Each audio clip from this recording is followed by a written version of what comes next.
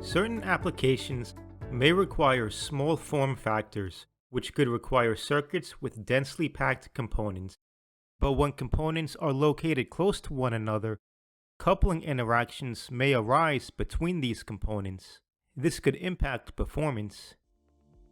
Fortunately, it is possible to capture these coupling interactions by using 3D models in a full-wave 3D electromagnetic simulation. In this video, we'll demonstrate how 3D EM simulations combined with 3D models make it possible to accurately predict the performance of a design in which components are located very close to each other. Specifically, we'll be using ANSYS HFSS to perform the 3D EM simulations. The 3D models used in these simulations are available in the Modelithics Complete Plus 3D library for ANSYS HFSS. Let's start out by looking at a bandpass filter in which there's a considerable amount of space between the components. This is the filter in HFSS, and this is one of the actual filters that was built and measured. Note that the substrate used here is 4 mm thick Rogers 4350B. Now in this HFSS project, we have Modelithics 3D EM geometry models for TDK MLG 0603P inductors. We also have Modelithics 3D brick models for Passive Plus 0201N capacitors. Now if you're not familiar with Modelithics 3D brick models, we suggest reading Application Note 78, which you can download from the Modelithics website. Now after we perform a 3D EM simulation of this bandpass filter, we'll need to perform a 3D co-simulation in a circuit schematic.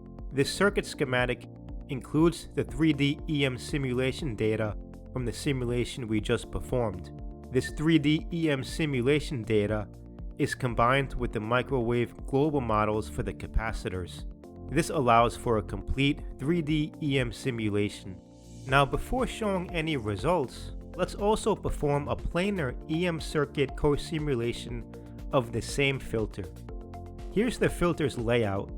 We'll simulate this layout using the ANSYS 2.5D method of moments EM solver. We'll then create a schematic that includes the data from this 2.5D method of moments simulation. This data in the schematic is combined with microwave global models for all of the components.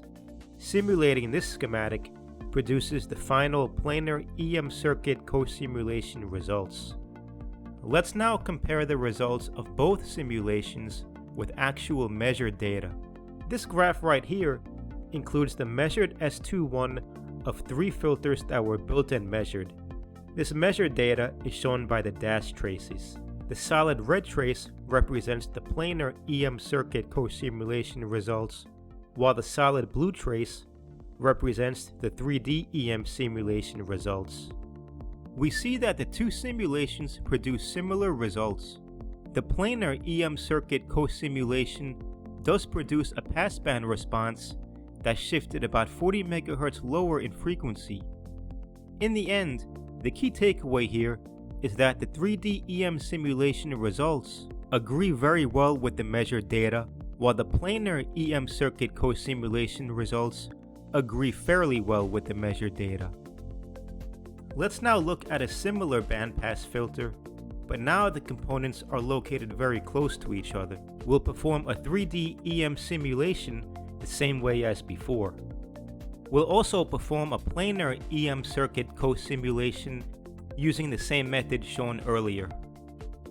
Again, let's now compare the results of both simulations with measured data. This is one of the filters that was built and measured.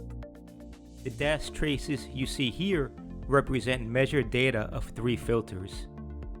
This solid red trace represents the planar EM circuit co-simulation results, and this solid blue trace represents the 3D EM simulation results.